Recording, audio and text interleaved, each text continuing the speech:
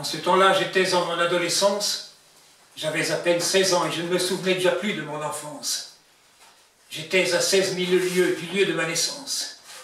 J'étais à Moscou, dans la ville des 1003 clochers et des 7 gares.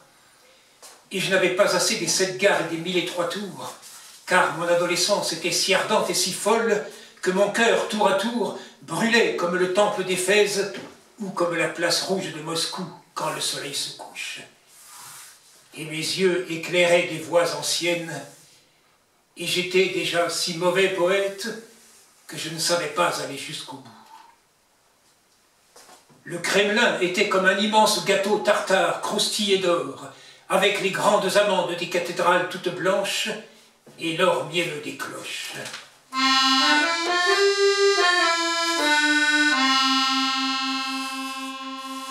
Un vieux moine me lisait la légende de Novgorod. J'avais soif et je déchiffrais des caractères cunéiformes. Puis tout à coup, les pigeons du Saint-Esprit s'envolaient sur la place et mes mains s'envolaient aussi avec des bruissements d'albatros. Et ceci, c'était les dernières réminiscences du dernier jour, du tout dernier voyage et de la mer.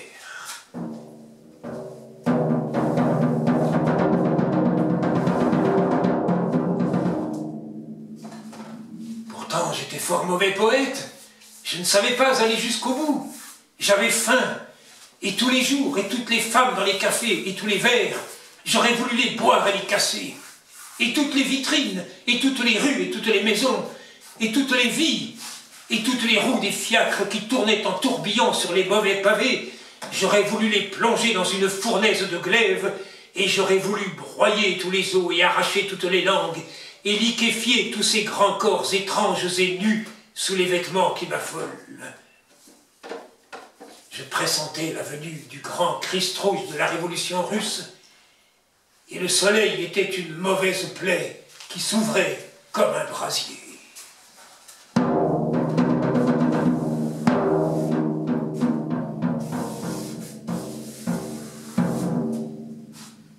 En ce temps-là, j'étais en mon adolescence, j'avais à peine 16 ans, et je ne me souvenais déjà plus de ma naissance. J'étais à Moscou, où je voulais me nourrir de flammes, et je n'avais pas assez des tours et des gares que constellaient mes yeux. En Sibérie tonnait le canon, c'était la guerre, la faim, le froid, la peste, le choléra, et les eaux limoneuses de l'amour charriaient des millions de charognes. Dans toutes les gares, je voyais partir tous les derniers trains. Personne ne pouvait plus partir, car on ne délivrait plus de billets, et les soldats qui s'en allaient auraient bien voulu rester. Un vieux moine me chantait la légende de Novgorod.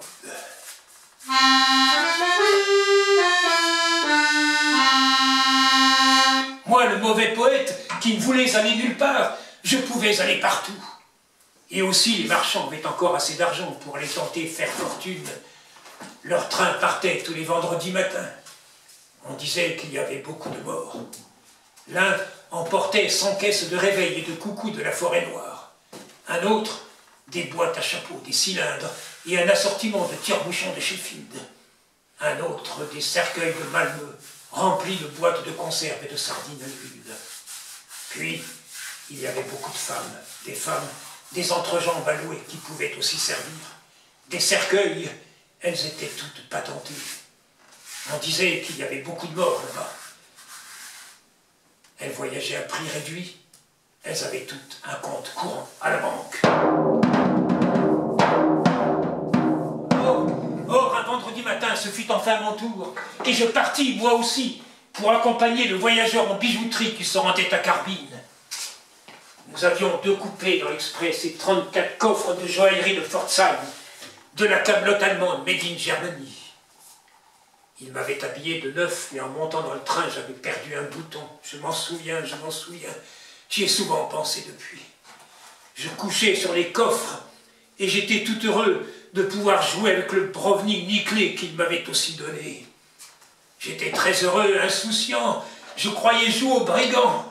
Nous avions volé le trésor de Golconde et nous avions, grâce au Transsibérien, le cacher de l'autre côté du monde. Je devais le défendre contre les voleurs de l'Oural qui avaient attaqué les saltimbanques de Jules Verne, contre les Kungouz, les boxeurs de la Chine et les enragés petits Mongols du Grand Lama, Ali Baba et les 40 voleurs, et les fidèles du terrible vieux de la montagne, et surtout contre les plus modernes, les rats d'hôtel et les spécialistes des express internationaux.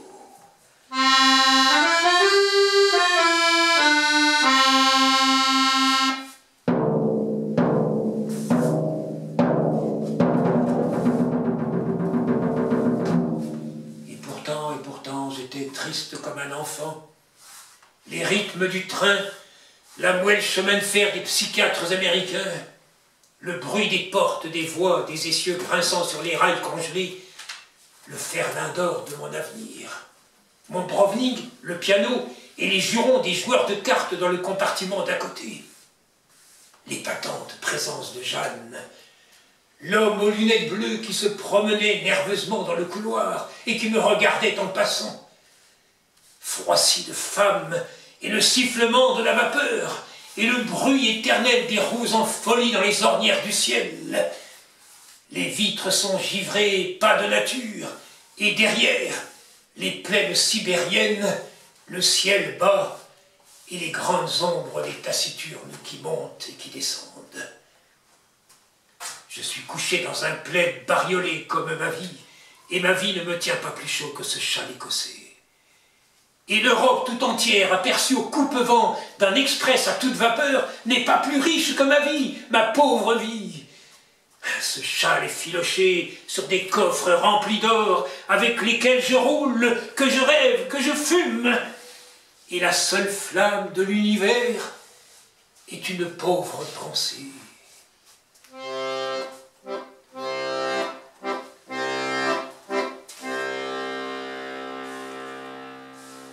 Du fond de mon cœur, des larmes me viennent, si je pense amour à ma maîtresse. Elle n'est qu'une enfant, que je trouvais ainsi, pâle, immaculée, au fond d'un bordel. Ce n'est qu'une enfant, blonde, rieuse et triste. Elle ne sourit pas et ne pleure jamais, mais au fond de ses yeux, quand elle vous y laisse boire, tremble un doux lys d'argent, la fleur du poète. Elle est douce et muette, sans aucun reproche, avec un long tressaillement à votre approche. Mais quand moi je lui viens de ci, de là, de fait, elle fait un pas, puis ferme les yeux et fait un pas, car elle est mon amour. Et les autres femmes n'ont que des robes d'or sur de grands corps de flammes. Ma pauvre amie est si esselée, elle est toute nue, n'a pas de corps, elle est trop pauvre. Elle n'est qu'une fleur, candide, fluette, la fleur du poète. Un pauvre lys d'argent, tout froid, tout seul, et déjà si fané que les larmes me viennent si je pense à son cœur.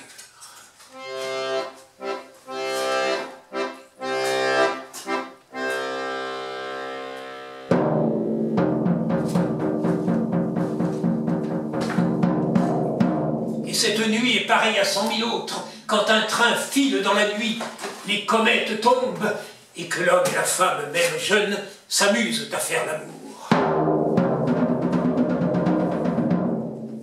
Le ciel est comme la tente déchirée d'un cirque pauvre dans un petit village de pêcheurs en Flandre. Le soleil est un fumeux quinquet, et tout au haut d'un trapèze, une femme fait la lune. La clarinette, le piston, une flûte aigre et un mauvais tambour. Et voici mon berceau, mon berceau. Il était toujours près du piano, quand ma mère, comme Madame Bovary, jouait les sonates de Beethoven.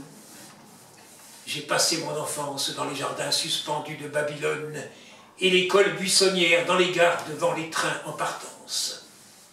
Maintenant, j'ai fait courir tous les trains derrière moi, Bâle, Tombouctou. J'ai aussi joué aux courses à Auteuil et à Longchamp. Maintenant, j'ai fait courir tous les trains tout le long de ma vie, Madrid, Stockholm, et j'ai perdu tous mes paris. Il n'y a plus que la Patagonie qui convienne à mon immense tristesse. La Patagonie et un voyage dans les mers du Sud.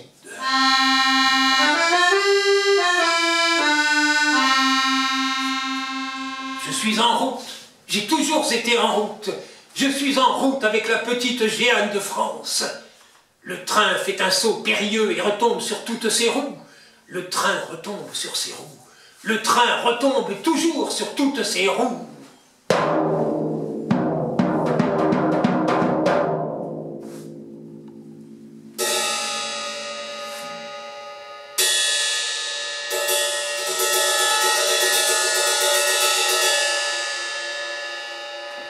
Blaise dit: sommes-nous bien loin de Montmartre?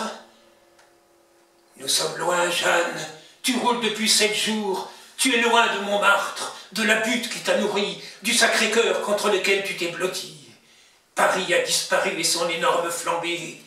Il n'y a plus que les cendres continues, la pluie qui tombe, la tourbe qui se gonfle, la Sibérie qui tourne, les lourdes nappes de neige qui remontent, et le grelot de la folie qui grelotte comme un dernier désir dans l'air bleui. Le train palpite au cœur des horizons plombés, et ton chagrin ricane.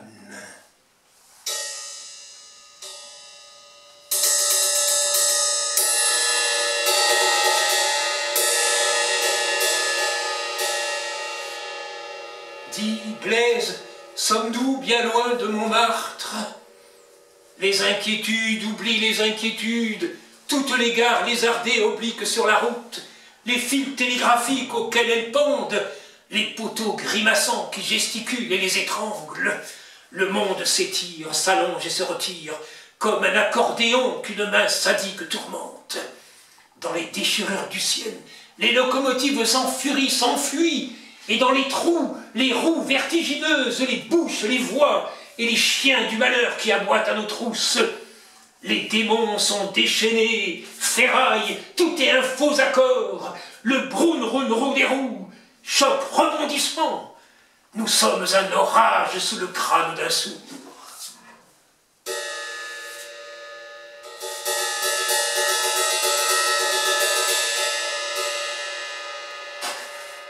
Dis, Blaise, sommes-nous bien loin de Montmartre? Mais oui, tu m'énerves, tu le sais bien, nous sommes bien loin. La folie surchauffée beugle devant la locomotive. La peste, le choléra se lèvent comme des braises ardentes sur notre route. Nous disparaissons dans la guerre en plein dans un tunnel. La faim, la putain se cramponne aux nuages en débandade et fiente des batailles en tas puants de mort. Fais comme elle, fais ton métier.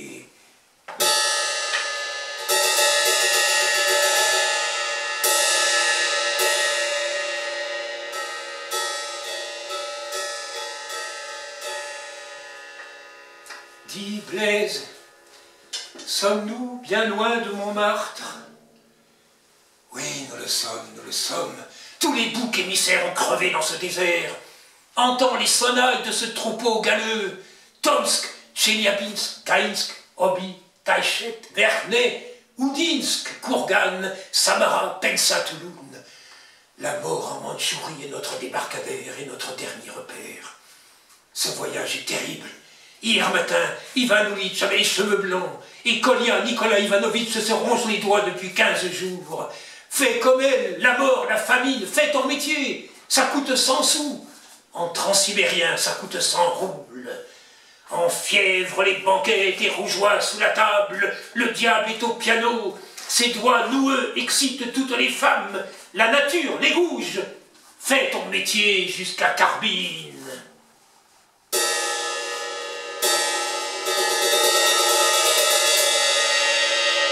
Dis, Blaise, sommes-nous bien loin de Montmartre? Non, mais fiche-moi la paix, laisse-moi tranquille.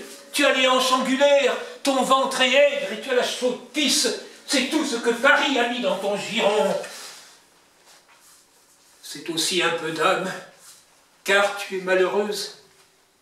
J'ai pitié, j'ai pitié. Viens vers moi sur mon cœur. Les roues sont les moulins à vent du pays de Cocagne, et les moulins à vent sont les béquilles qu'un mendiant fait tournoyer.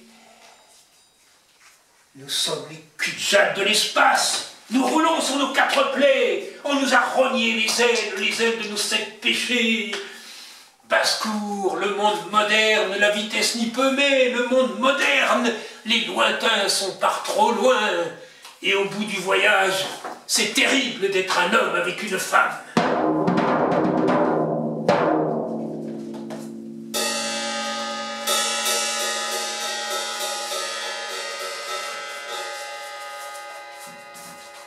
Blaise, dis, sommes-nous bien loin de Montmartre?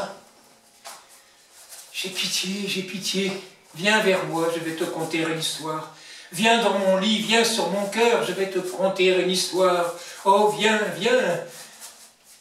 Aux Fidji règne l'éternel printemps. La paresse, l'amour pâment les couples dans l'herbe haute, et la chaude syphilis rôde sous les bananiers. Viens dans les îles perdues du Pacifique, elles ont nom du phénix, des marquises, Bornéo et Java, et célèbres à la forme d'un chat. Nous ne pouvons pas aller au Japon. Viens au Mexique. Sur ces hauts plateaux, les tulipiers fleurissent, les lianes tentaculaires sont la chevelure du soleil. On dirait la palette et les pinceaux d'un peintre, des couleurs étourdissantes comme des gongs. Rousseau y a été, il y a ébloui sa vie. C'est le pays des oiseaux, l'oiseau du paradis, l'oiseau lyre, le toucan, l'oiseau moqueur et le colibri niche au cœur des lys noirs. Viens, nous nous aimerons dans les ruines majestueuses d'un temple aztèque. Tu seras mon idole, une idole bariolée, enfantine, un peu laide et bizarrement étrange. Oh, viens, si tu veux, nous irons en aéroplane et nous survolerons le pays des 1000 lacs. Les nuits y sont démesurément longues. L'ancêtre préhistorique aura peur de mon moteur. J'atterrirai et je construirai un hangar pour mon avion avec les os fossiles de mammouth. Le feu primitif réchauffera notre pauvre amour, samovar, et nous nous aimerons bien bourgeoisement près du pôle.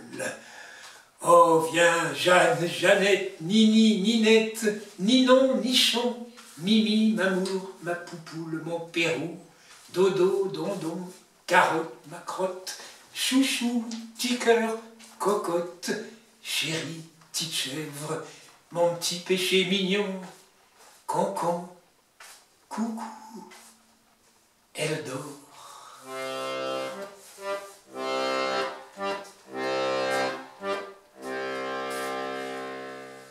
Elle dort, et de toutes les heures du monde, elle n'en a pas gobé une seule.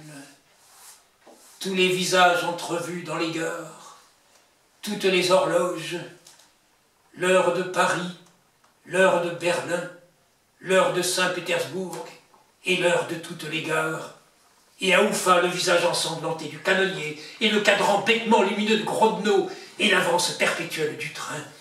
Tous les matins on met les montres à l'heure, le train avance et le soleil retarde, rien n'y fait.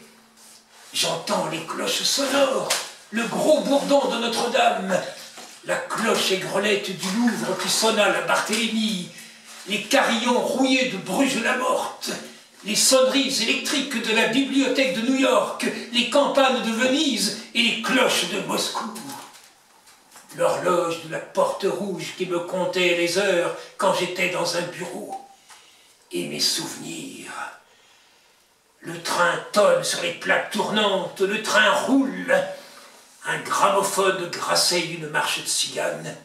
Et le monde, comme l'horloge du quartier juif de Prague, tourne éperdument à rebours.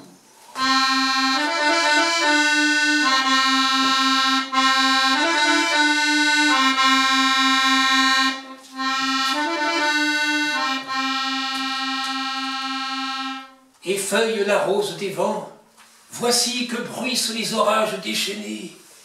Les trains roulent en tourbillon sur les réseaux enchevêtrés, bilboquets diaboliques. Il y a des trains qui ne se rencontrent jamais, d'autres se perdent en route. Les chefs de gare jouent aux échecs, tric-trac, billard, carambole, parabole. La voie ferrée est une nouvelle géométrie. Syracuse, Archimède, et les soldats qui l'égorgèrent, et les galères et les vaisseaux, et les engins prodigieux qu'il inventa, et toutes les tueries, l'histoire antique, l'histoire moderne, les tourbillons, les naufrages, même celui du Titanic que j'ai lu dans le journal. Autant d'images, associations que je ne peux pas développer dans mes vers, car je suis encore fort mauvais poète, car l'univers me déborde, car j'ai négligé de m'assurer contre les accidents de chemin de fer, car je ne sais pas aller jusqu'au bout, et j'ai peur. J'ai peur.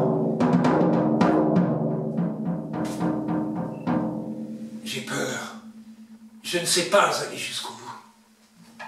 Comme mon ami Chagall, je pourrais faire une série de tableaux d'aimants, mais je n'ai pas pris de notes en voyage. Pardonnez-moi mon ignorance. Pardonnez-moi de ne plus connaître l'ancien jeu des vers, comme dit Guillaume Apollinaire. Tout ce qui concerne la guerre, on peut le lire dans les mémoires de Kuropatkin ou dans les journaux japonais qui sont aussi cruellement illustrés. À quoi bon me documenter? Je m'abandonne au sursaut de ma mémoire.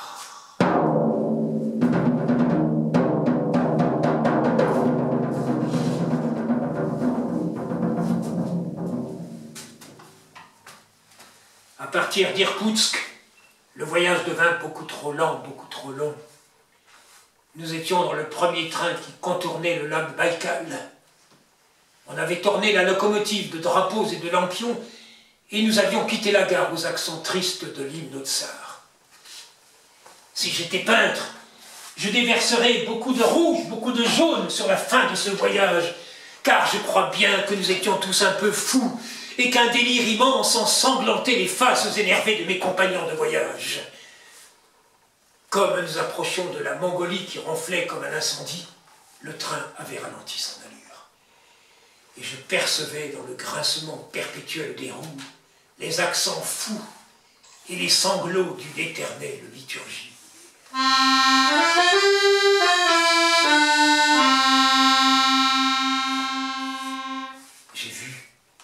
J'ai vu les trains silencieux, les trains noirs qui revenaient de l'Extrême-Orient et qui passaient en fantôme.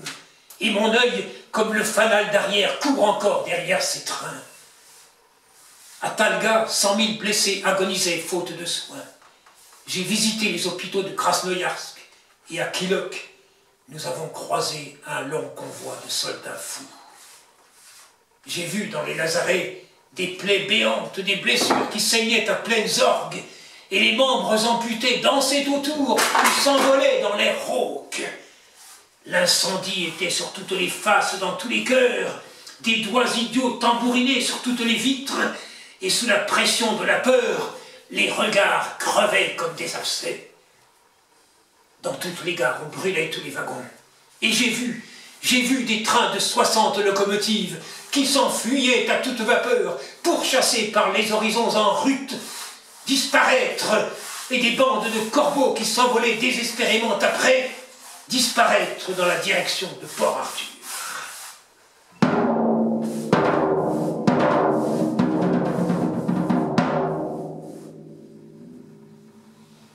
À Tchita, nous eûmes quelques jours de répit. Arrêt de 5 jours, vu l'encombrement de la voie. Nous le passâmes chez M. Yankelevitch, qui voulait me donner sa fille unique en mariage. Puis le train repartit. Maintenant, c'était moi qui avais pris place au piano, et j'avais mal aux dents. Je revois quand je veux cet intérieur si calme, le magasin du père, et les yeux de la fille qui venait le soir dans mon lit, Moussorski et les leaders de Hugo Wolf, et les sables du Gobi, et à Kailar, une caravane de chameaux blancs. Je crois bien que j'étais ivre durant plus de 500 kilomètres, mais j'étais au piano et c'est tout ce que je vis. Quand on voyage, on devrait fermer les yeux, dormir, j'aurais tant voulu dormir. Je reconnais tous les pays, les yeux fermés, à leur odeur, et je reconnais tous les trains au bruit qu'ils font.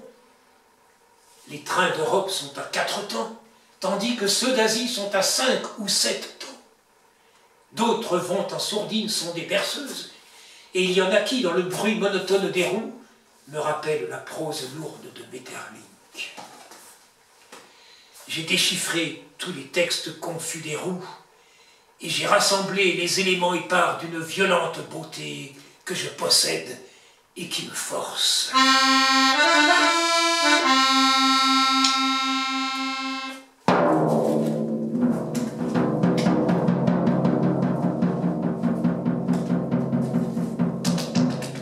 Tsitsika et Karbine, je ne vais pas plus loin, c'est la dernière station. Je débarquai à Karbine comme on venait de mettre le feu au bureau de la Croix-Rouge.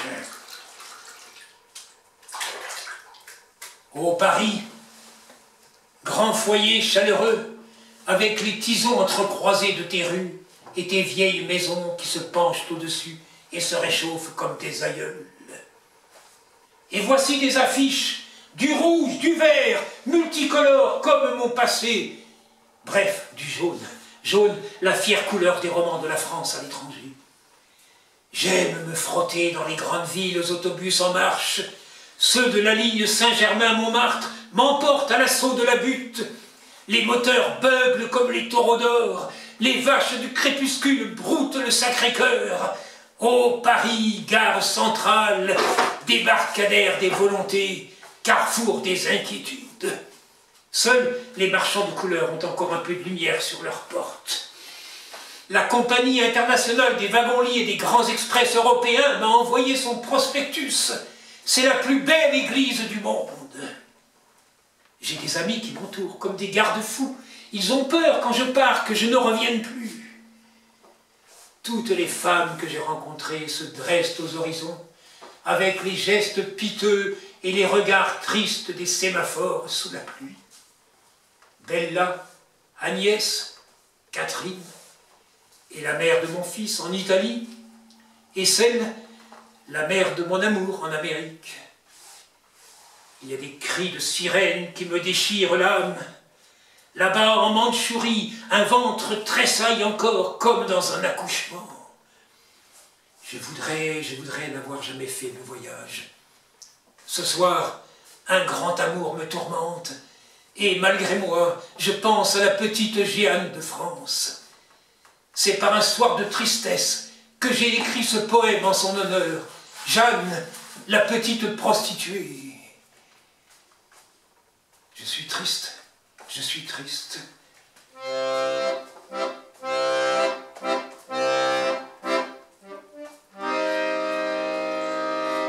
J'irai au lapin agile, me ressouvenir de ma jeunesse perdue et boire des petits verres.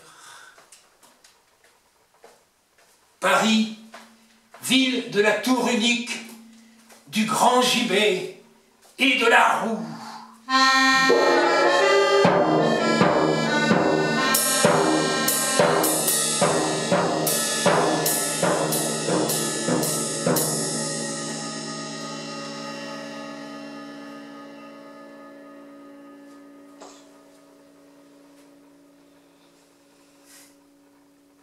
Top.